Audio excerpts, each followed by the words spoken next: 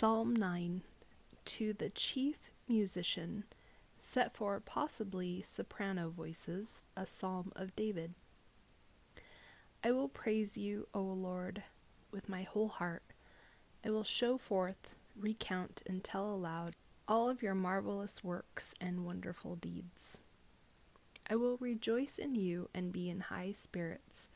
I will sing praise to your name, O Most High. When my enemies turned back, they stumbled and perished before you. For you have maintained my right and my cause. You sat on the throne judging righteously. You have rebuked the nations. You have destroyed the wicked. You have blotted out their name forever and ever. The enemy have been cut off and have vanished in everlasting ruins. You have plucked up and overthrown their cities. The very memory of them has perished and vanished. But the Lord shall remain and continue forever.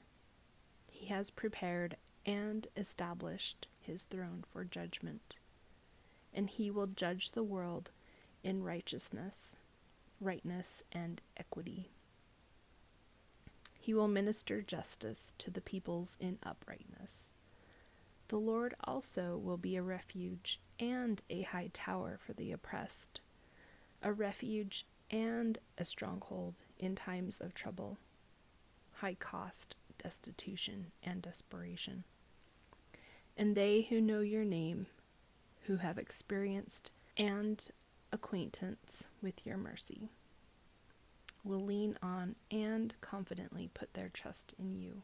For you, Lord, have not forsaken those who seek, inquire of, and for you, on the authority of God's word and the right of their necessity.